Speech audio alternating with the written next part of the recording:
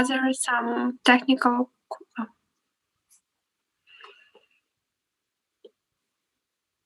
Okay. There we go.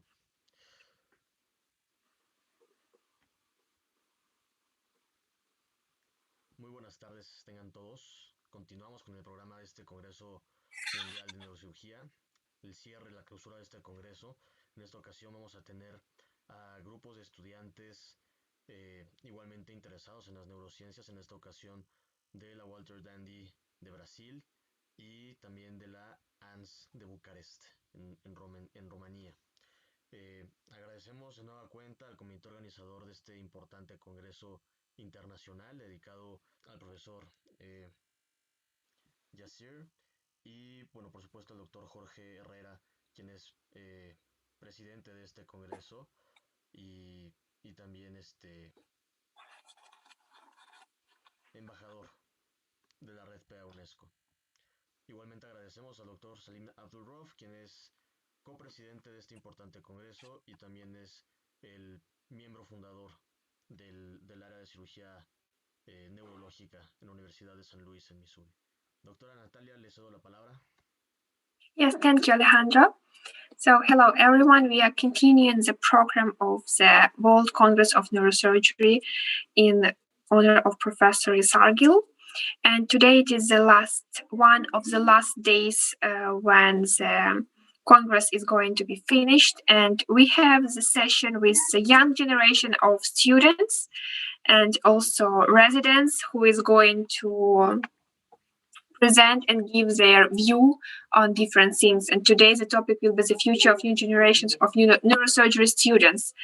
So, but we have to thank you, our organizers, for giving us the opportunity to have the chance to talk and to learn from the world known neurosurgeons and doctors. So we would like to thank Mr. Jorge Ramos, the chairman of the World Congress of Neurosurgery and the ambassador of UNESCO, Associated School Networks. Also, we are grateful to the global president of Dandy Society, to Professor Salim Abdulrauf, and also Professor-in-Chief Abdulrauf Institute of Neurosurgery and founding chairman in the Department of Neurosurgical Surgery in St. Louis University. And he was also the 17th president in Society for Brain Mapping and Therapeutics.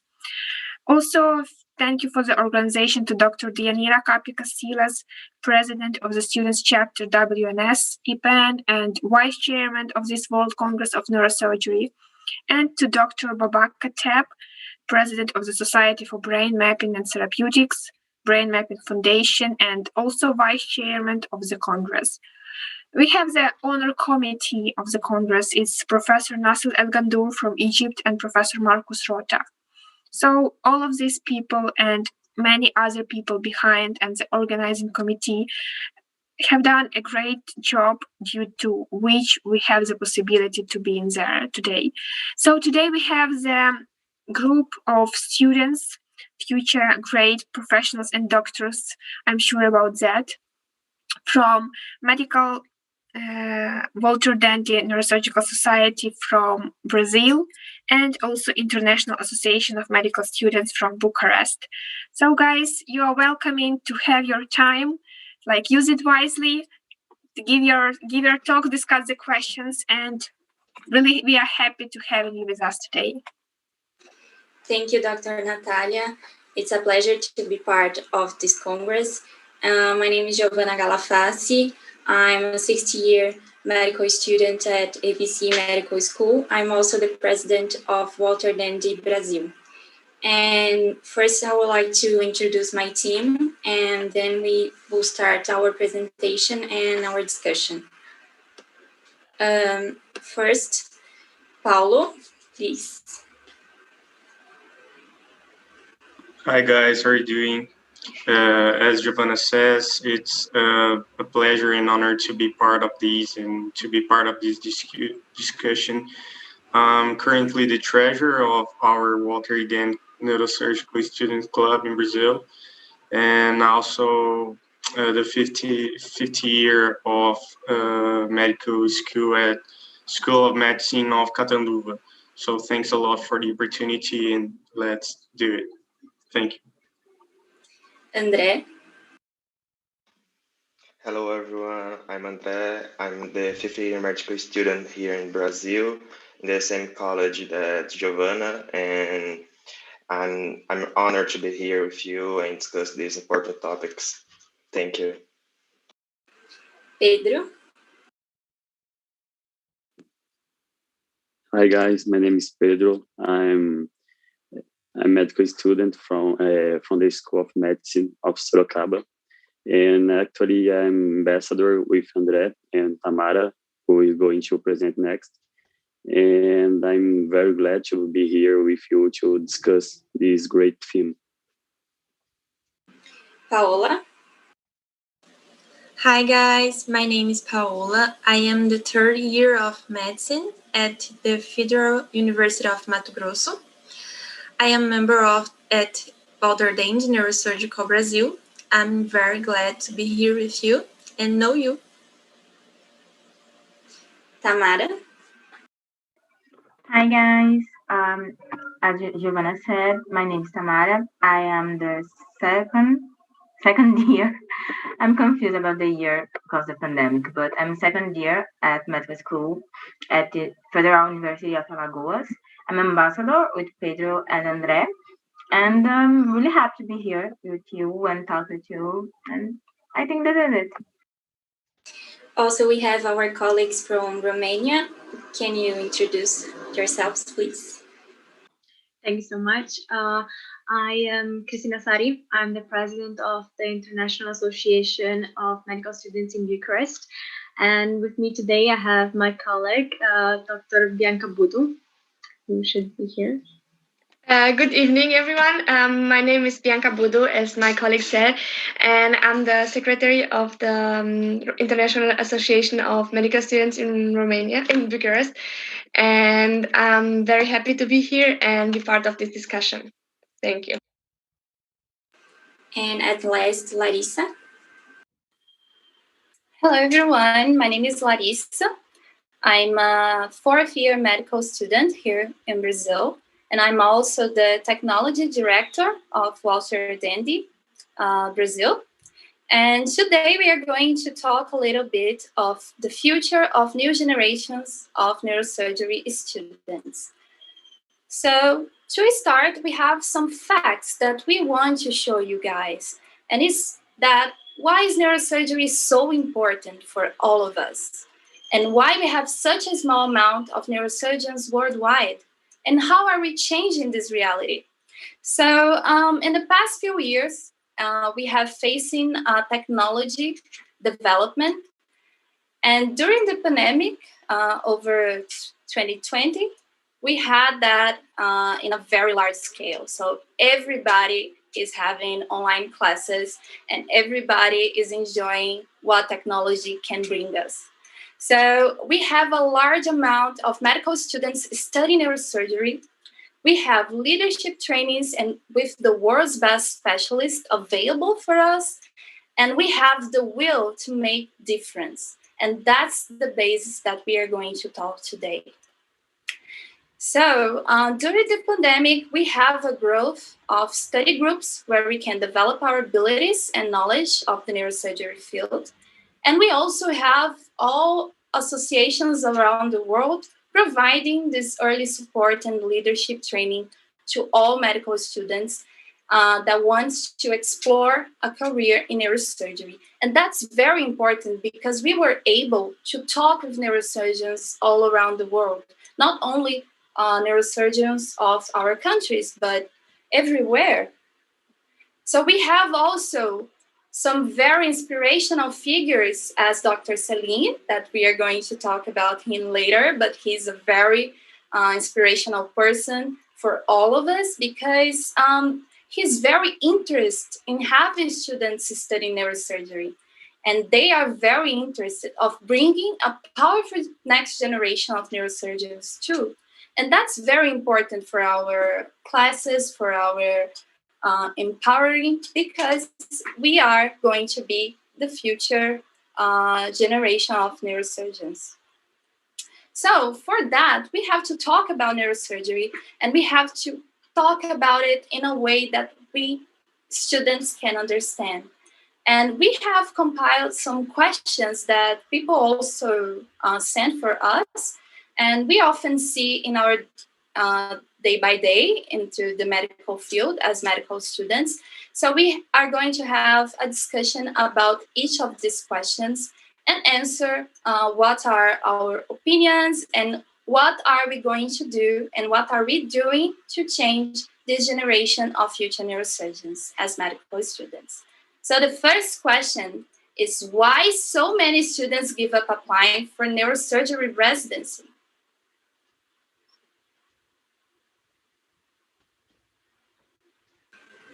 Well, I think that is because we know that neurosurgery residency it's hard. We hear this since day one at school. Everyone says that it's impossible, that it's something only really hardworking, and that's true. Really hardworking people should do, and also the ones that are so intelligent. But I think we need to, okay, it's all true, but maybe we should think that it's possible. If you want to, if you work hard enough, it's possible. And also because it's really hard to get into the residency. I don't know how it is in Romania, but here in Brazil, we have only a few spots available for neurosurgery residency. So we have to study really a lot to enter those spots. Yes, you're completely right. Even in Romania, it's really, really hard to get in. We have last year was 32 spots in the whole country.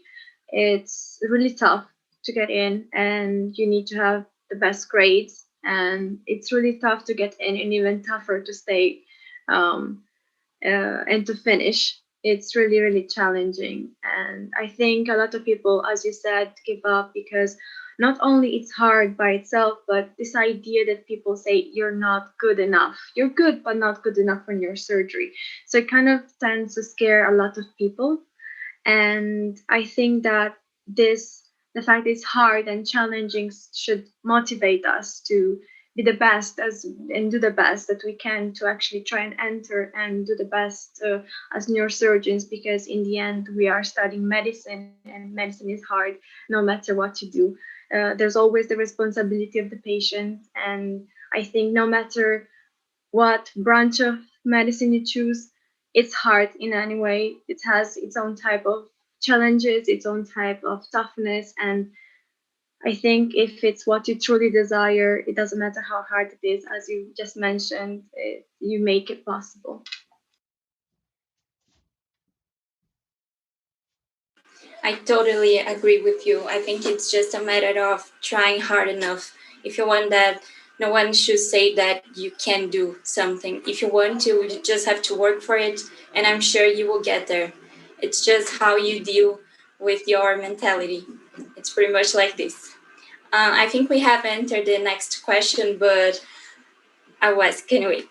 How do you enter neurosurgical residency in your country? Is it hard, or do you have enough spots? Well, in Romania, the residency, we all take the same exam. So it's an equal exam to all the candidates, no matter the specialty you want to choose. And the best grades get the first choice, which means the people with the highest marks get to choose from all the branches of medicine what they want, which is good, but also bad, because depending on the year, maybe a lot of people will choose neurosurgery, and then you have to retry the next year, or maybe no one chooses it. So no matter your grade, you could eventually enter it. It is hard. The exam itself, it's really, really hard, and usually neurosurgery, it's even tougher because we only have a few spots. So the challenge in entering and actually trying to have the best grade to actually get to be the first one to choose and to actually assure yourself that spot, it's really, really, really hard, because you never know how well the others did, and you don't know how many spots or you have that year, because it changes like each year, and maybe we have different spots depending on the city. So maybe you're not willing to leave your city or don't go that far away from your own city. And it's really, really hard that too. So I think you have to have the best grade to actually get the spot in your own city, if there are any, because again, depending on the year, you may have 2, you may have 3, you may have none. Last year, I think we had 13 in Bucharest, but in other countries, there were like 2 spots or maybe even 0. So it's quite hard. You have really only a few spots. I think we have a little bit more. I think that's because our country is really bigger, but it's also really hard. We have one exam for each hospital, so we don't have like one exam for the whole country like the US. Germany, I think they have also, but we have, each service has its own exams, but the neurosurgical grades are also really high. So it's really difficult, not only the specialty, but also to enter. It's really hard. Anyone else want to speak? Here in Brasilia, the city I live here in Brazil, for example, we have 3 spots in neurosurgery for a city that has more than 2 million of people. So it's very, we have not enough spots. I mean, in my opinion, we have not. So that's why neurosurgery is so hard and people see it as a monster, because you have to study a lot to pass into the residency tests. And we have really few vacancies, and it's hard. We have a few hospitals with few vacancies. So our next question is, why students study so little about neurosurgery during college? Do you think we should study more, or do you have enough classes about neurosurgery during graduation, or do you think we should have more classes about it? I think you don't have an incentive, and we don't really have an opportunity in college.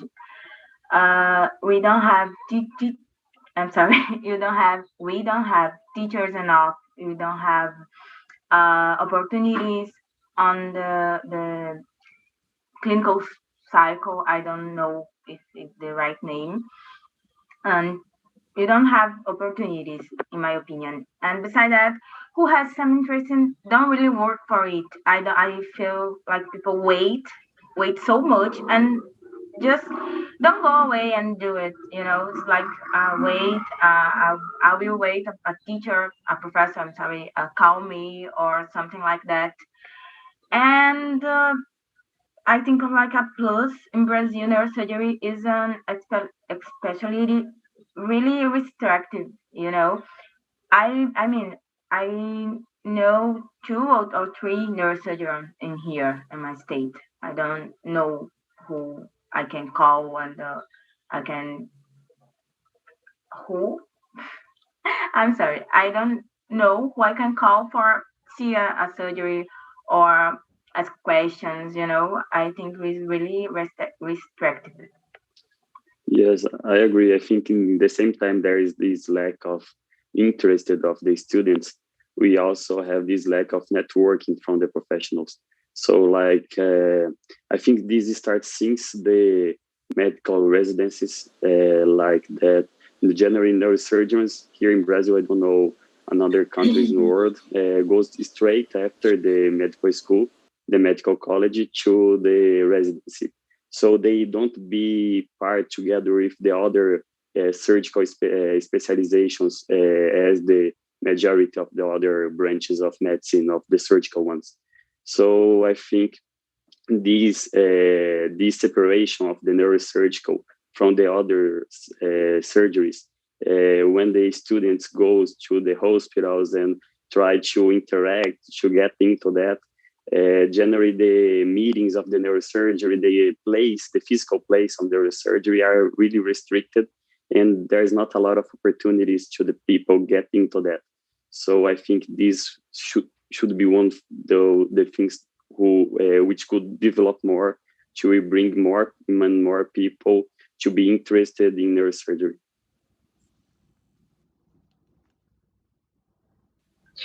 I just wanted to add, for us, for example, in Romania, especially in our university, which is Carol Davila, in Bucharest, we have the same amount of time for each subject, let's say. So all the surgeries have the same amount of time in during our years. And the good thing is, I think, I'm not sure, but as far as I know, we go through all the same way. So we kind of put the same effort in all the subjects, so none gets left out. So when we pick in year 6 after the residency exam, we can make the best choice, suiting, of course, what we did and how we felt doing it, and what we think, of course, is the best choice for us. Another thing that I like, and I'm glad that in our university, we can actually do a lot of practice and a lot of we can join a lot of congresses and other projects that also helps us get to know better the neurosurgery field. And we do get to know a lot of surgeons. They're quite nice, most of them, and they don't have any problem in answering your questions. Eventually, we have summer practice. I think probably you'll do too, and they're really, really nice. And because it's such a field that usually it's hard to get in, the moment you show interest, they're really, really happy to actually help you out and give you more of an insight of how it will be. Because a lot of people think they like the idea of neurosurgery, but once they're in it, it gets really tough. I heard so many stories of people that got really high, good marks to enter neurosurgery, but once they were in it, they decided it was not the best for them. So one of the things that my university really tries to encourage us is to try out the fields that we most enjoy and we think that would go a really good match with us, to make sure that once we actually get to pick them in year 6 after residency, we make the best choice. And I personally know this splendid doctor, he's called Danaila, and he was an amazing surgeon. And when I went to ask him, he was just the kindest man. He was willing to explain everything to you. He even told me that if I wanted to go and join to see how it is, he would have actually walked me around and showed me, which I think it's really, really good. I don't know exactly how it is in Brazil, but that's one of the things I'm really grateful in our university, is this, that they actually help us out and show us how it will be. So they don't give only the image of it, but also the experience. Yeah, I think the reality is such a little different from here, as we have a lot of medical schools, and the other hand, we don't have a lot of neurosurgery services as complete service, and so I think it will be one of the challenges for the medical student here in Brazil, because we in general can't allow be part of a great service at the university. So yeah, as Tamara says, I think it's much more about the interesting to go to do, and because it's not the majority of the students that have the opportunity, as you said, in Romania. So yeah, I think just a comment here.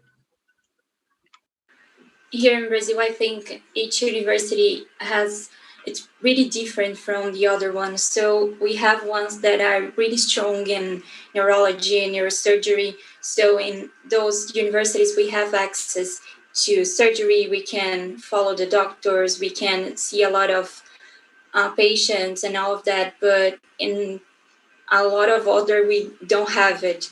So I believe that maybe in smaller universities, we don't have a strong neurosurgical service. So the students, unfortunately, don't have contact with them. And this is pretty sad, I think, because it's so important. I decided to do neurosurgery because of a professor. He was so good. I loved his classes, and this made me start thinking about being a neurosurgical resident, neurosurgeon one day. So this is so important for all students who don't know what they are going to do, what they want. It's pretty nice. This is something that I think all countries should try to improve. Medical students should have contact with all types of specialties. They should know everything that is out there. I think that's really, really important. Now our next question, I think it will keep the same topic. It's why students are afraid of neurology in general, not only neurosurgery, but neurology. I think it may be because we don't have like really good professors. I don't know. Maybe because it's difficult. Sorry to interrupt you. I think it's because it's a very complex subject, and a lot of people are afraid of it because it's very important to pay attention to the little details, and maybe some people don't want to. Maybe some are afraid to make mistakes because of this, or to forget something, or because it's such a hard and complex, a lot of people are, I'm gonna try something not easier, but something more, something that you can yeah, that you can go easier through, so you just have to spend half of the time instead of the 10 hours, you spend 5 hours only for that one subject. So I think also because maybe, as you said, you don't have for every subject hours in the hospital like we do. I think you don't get the access to it that you should have, and that could make you interested in this subject. I think this is a very important thing.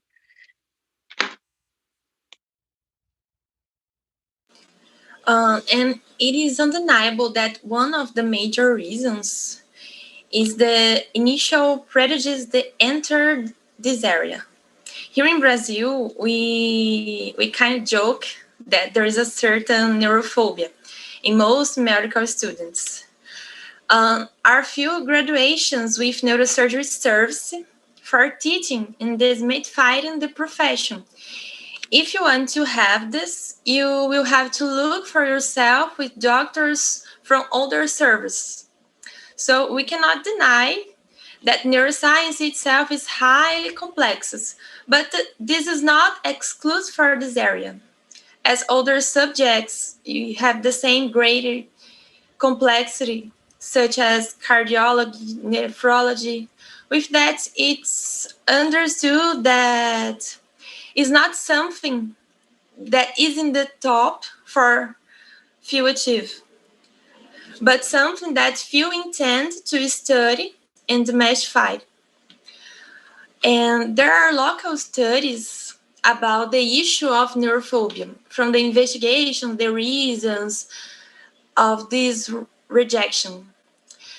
As a difficulty in performing the neurological physical exam, poor quality of the professors and teaching in general, and a short time to understand the quality of the area.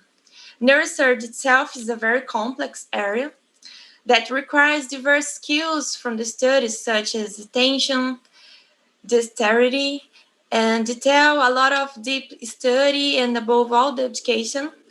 The student needs to be fully aware that it's not an easy field.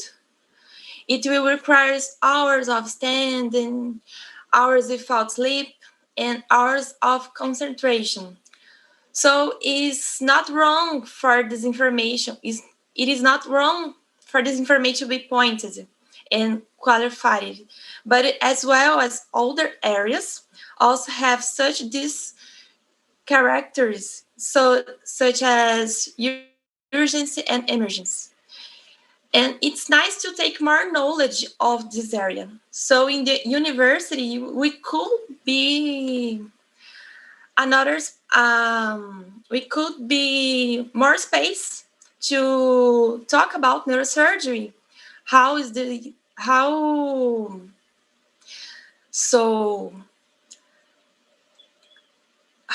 practice? And I don't like the phrase neurosurgery is not everyone. If so, nothing is for everyone. But in my context, I don't like engineering. And I don't propose to deepen my knowledge in structural calculus.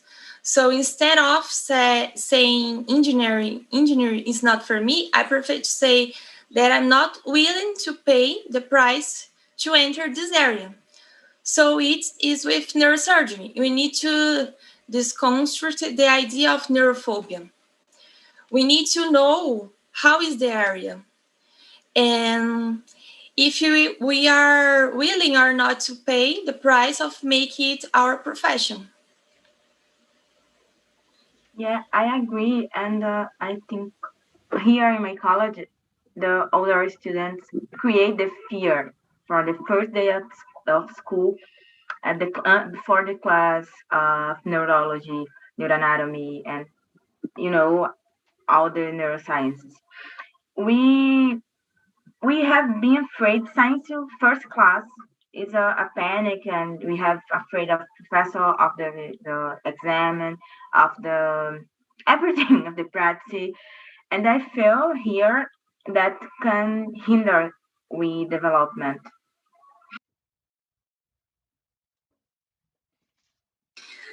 I'm a personal fan of neurology. I love it, so I don't think I can say a lot of it. But I think all doctors should know neurology. It's like the basic. You need to learn how to manage a patient that has neurological conditions. Even to say that, oh, I need to send my patient to a specialist. You need to know that when you should ask another doctor for help or not. So to do that, you need to learn neurology during college.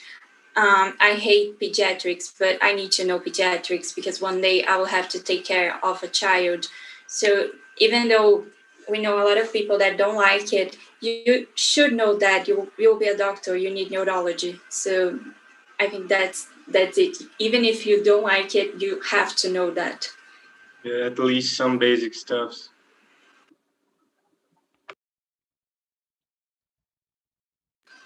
How about in Romania? Does the medical students had these is afraid of the subject? Yeah, it's the same thing as neurology. Neurology and neurosurgery are both connected. It's not really a fear. It's more like the challenge that comes with it, because a lot of students are really afraid that even though they think they may be good at it, once they actually get in, it's gonna be way harder. So the things is like, as you just mentioned, as Dr. Giovanna just mentioned, you should know neurology no matter what, because if we think about it, so many pathologies are connected to the brain, and they're all correlated between each other. And it's so important to have not only a like specific view on the branch of medicine, of course each one of us will pick, but more like a general knowledge too, because I think this is also why in med school during this 6 years you go through everything that and all the specialities, because it's so important to have a general knowledge. And the wider it is, the better doctor you will be, because some of the signs are that a patient may have are so small, and maybe you think it's not significant, and maybe the patient has a brain tumor, and as you said, maybe you're in pediatrics, and why would you know? Like, there's so small things that you should know that could prevent or actually save a patient's life. And I think because neurology has this big impact, and sometimes it's not that clear, this tends to provoke, as you said, a kind of fear between students that maybe they're not good enough, maybe they will not have a good grade to enter. So they tend to pick, also as my colleague Dr. Bianca Budu mentioned, it's also really time consuming, and that also creates fears. It's kind of like, I will study so hard, I will enter, maybe it's not for me, it's going to be really hard, a lot of hours, and this also creates this fear of wasting time, not only not being good at it, but not being good at it, or what if you're good at it, but then after a few years you decide you want, some people say the excuse, you want a family or other stuff. So of course everybody's entitled to have its own vision on life, and I know a lot of students, as I mentioned before, same stuff for the neurosurgery and neurology, they enter, and once they're in, they decide it's too hard or too time consuming and challenging, and this also creates this fear, what if I don't enter, but what if I enter and while I entered I decide to do something else. In Romania, even like after the residency exam, if you enter neurology and you want to change, if you have a good grade, you can go into one of the other specialties that didn't have the maximum of students in it. So if there are like some vacancies, you can enter another specialty. If not, you need to wait 1 more year, study and retake the exam. So for us, it's really challenging, because if we do something like a wrong choice in what we pick, we have to stop and study 1 year to retake the exam. And some people find this not so good, because it means stopping from work. You already stopped the university. The exam has general knowledge from university, so most of the things you forgot or are forgetting, and it's really, really hard. Plus, as I mentioned, the spots change every year, competition is really high, and this creates, again, this whole problematic around it. So I think it's not a fear of neurology or neurosurgery, is just a fear in general of not making the right choice. And I think it doesn't apply only on neurology and neurosurgery. It's more like a general thing, but it's a bit accentuated because it's so hard.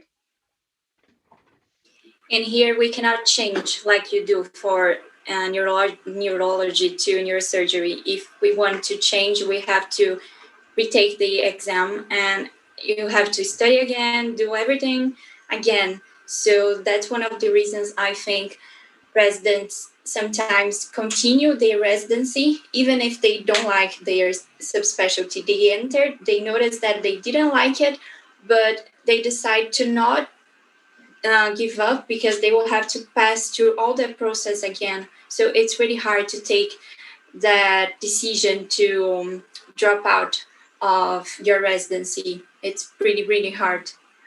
Now I would like to move on to the next question. It's, what challenges do you think a neurosurgery resident will have to deal with?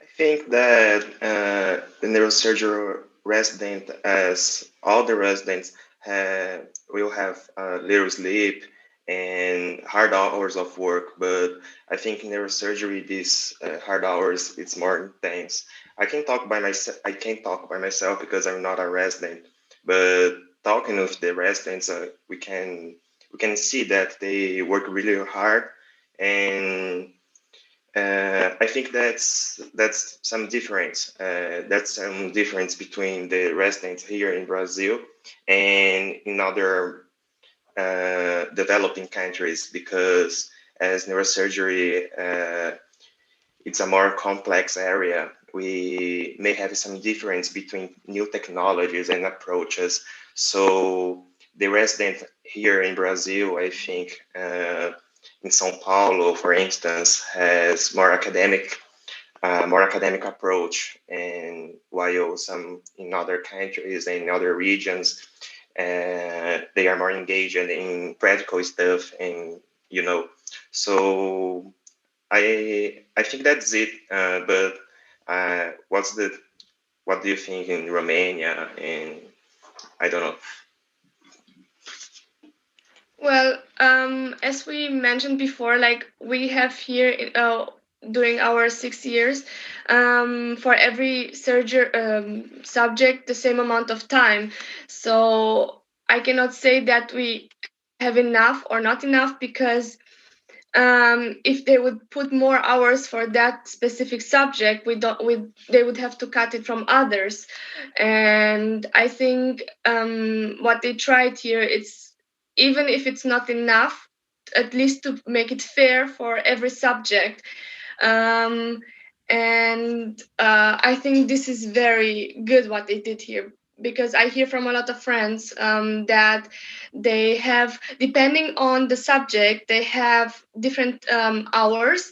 So for a harder subject or a harder topic, they have more hours, but for an easier one, but you cannot say a subject is easier than the other, because for everything it has his own difficulties, its own hardness. So I don't know how they choose what is harder, what not, because in my opinion, everything, if you don't study and if you don't like it, if you're not interested in it, everything could be hard.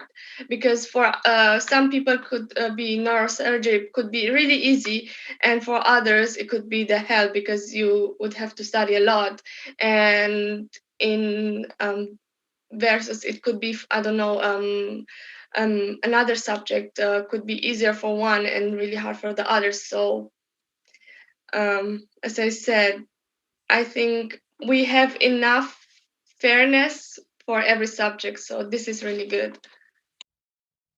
And as I mentioned before, we have also the possibility of doing our summer practices where we want, which of course, if you enjoy more neurosurgery, you can contact a neurosurgeon, whether it's your professor or someone from the clinic. If not, you can go to any hospitals in any city of Romania, being a student here, and you can ask that you want to do your summer practice in your surgery, and you can choose a doctor, or a doctor will be assigned to you. So they give us, again, the opportunity to kind of explore the fields that we enjoy the most. We have those types of activities here also during the summer, but our university don't get involved in this process. We have to talk to the doctors by ourselves and get those internships. They don't do it for us. So that's something that I think universities should try to include in their lecture. I don't know, because sometimes it's really good to have contact with the specialty. You should know how it is in the everyday. We learn a lot from books, but we don't know how the routine will be. That's really important. Our next question is how internet changed the way we learn neurosurgery. I think it's nice we are discussing these through the internet, because it's something that I'm sure we will not be able to do a few years back, and especially before the COVID pandemic. We don't have, like, we usually didn't have something like this. We had no webinars, no congresses online. So that's something I personally think it's really nice. So what do you guys have to say about it? As I mentioned before, oh, sorry, you can go. No, go ahead. Go ahead. So as I mentioned before, we are actually facing a new generation of people very close to technology. So we have this so-called Zoom education all around the world. So we are having the opportunity to keep close to the specialty we want, and not only neurosurgery, of course, but everywhere else. We are having this kind of Zoom classes. And it's very great because we can learn a lot by it. And we have classes from people from all over the world. So it's very nice for our information. It's also fun how internet can bring us a lot of things if we know where to go. For example, here in Brazil, we have a group at Instagram, and they are some neurosurgeons and cardiothoracic neurosurgeon and a radiologist, if I'm not mistaken. It calls Sétimo Ano. And they are always teaching us to be a padrão total. And that means you have to have courage to ask the neurosurgeons, like, hey, I'm a medical student. I have interest in neurosurgery, so can I go and observe your practice? And you just have to have courage to do it. And they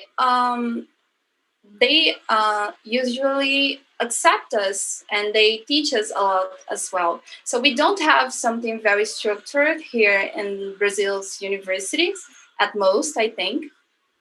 But we can also go after it, go for it. And I think internet in this, especially during this crisis, this COVID situation, is very good for us because we can definitely talk with neurosurgeons from all over the world, and we can maybe observe their practice whenever this COVID crisis is done. So I think internet came to help us a lot and help us to become every day better leaders and better neurosurgeons and better doctors and better practitioners. And that's very nice. I'm really proud to be living in this age of technology. And I think that's it. Yeah, not only by, I think, democratizing the education of neurosurgery. For example, here, the programs of the Brazilian Society of Neurosurgery and also the Brazilian Academy, not only for democratizing this education to all the medical students have the opportunity to learn, to have this near contact with the specialties and the subtopics, but also for us build this networking that is, I think, one of the most important things, not only in neurosurgeries, but in other specialties. Without that, without this educational webinars, I think we could not allow to meet you guys, to do the kind of discussions, and also know not only neurosurgeons, but also medical students around the world, around our country. And I think that it's a great step to development our communication, our our our knowing knowledge of neurosurgery and also the medicine. I'd like to add something. I think, well, personally, I love the contact that we have with patients as doctors, and I think you cannot change this through the internet. But it's true that the fact that we have nowadays this platforms where we can create such big groups, like to this Congress is a great example. And the good thing is, like, no matter the skills you get in the hospital, their new medicine keeps advancing. So there's more people figuring new techniques and new ways to do some procedures. And sometimes it's so hard to spread the word. Of course, there are some studies and they're being published and you can read them. And I'm sure there's always a way to find out new stuff. But what used to be so hard, like, let's just imagine 10 years ago when somebody would find something out or make a new procedure, it used to be so hard. Of course, you had to eventually go to a Congress physically and they would make a presentation. But I think now, because we have this possibility of making a Zoom meeting or maybe a Google Meet, and I had some really good professors, and we have so many examples during this Congress of people that came with presentation, doctors. One of the best neurosurgeons around the world presented during this few months, and I was so honored, and I'm sure my colleagues too, to participate in this. And I think the knowledge that this gave us that maybe otherwise we would have never had, it's amazing. And even though, as I said, I love the contact I have with my patients and I love to learn on the field, I think the possibility that these platforms offer us as doctors, not only as students, are quite amazing. Like the way to spread the words, and of course, such big groups that can learn together and from different countries, and the fact that you can debate on some subject is just so good and so revolutionary in a way. As I said, 10 years ago, this would have been unthinkable in a way. And look at us today, we're having an entire Congress online. And I think it's working out amazingly, and the knowledge that we had until now, it's really, really, really, as I said, really good. And that's all I'm saying. I think the internet, it's pretty amazing.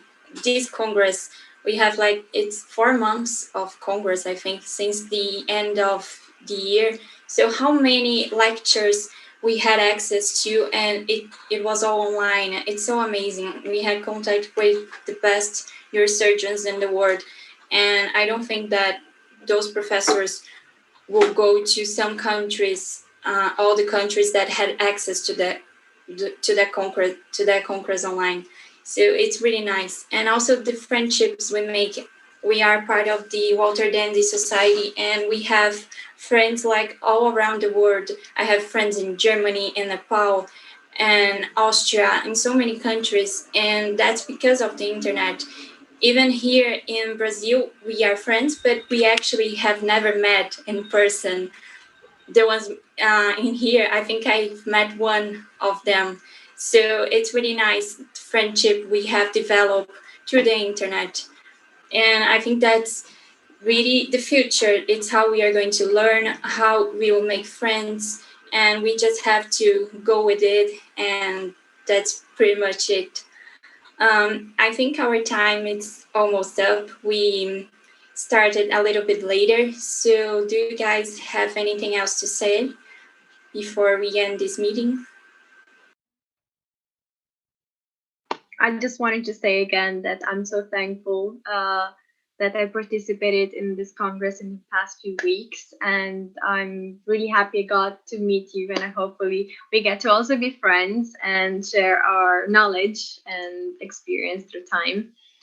And once again, I want to thank all the people involved in the organization of this Congress, because they are the ones that offered us the opportunity to be here and to learn. And I want to thank especially Dr. Jorge Rara Ramos and Dr. Salim Abdurov, because they are the ones that made this possible, of course, and the rest of the people behind it that also did a great job. And once again, I want to thank you guys from the Walter Dandy Association from Brazil, because you're just lovely. And I had a great time having this discussion with you guys. Thank you, Christina. You're so kind. I also would like to thank Dr. Jorge, because he gave us a lot of support. He teaches a lot about how to organize a congress, and he's really nice, and he gave us a lot of opportunities. And also Dr. Salim, he's our boss, and he's amazing. How much he teaches us every day about leadership, about neurosurgery, about life. It's really amazing, and I'm really grateful for the opportunity he gave us. And also to all my friends here today. And Dr. Natalia, she did a great job being one of the directors of this Congress. And now I think we could end. And thank you so much for being here. Also, thank you guys for watching. And I'm sure we will have a lot more congresses and events in the future. Thank you so much. Thank you, guys. Thank you so much, guys. Thank you so much for your participation. On behalf of Sign Mexico, we invite you to follow the events on your social media networks. And thank you. Y a todos nuestros seguidores de habla hispana, muchísimas gracias, y los invitamos a que nos sigan en redes sociales y sigan al pendiente de nuestros eventos de este congreso. Muchísimas gracias. Thank you. Thank you so much. Thank you, guys. Take care. Thank you. Bye. Bye. Thank you. Gracias. Yeah. Cuídense. Bye, everyone.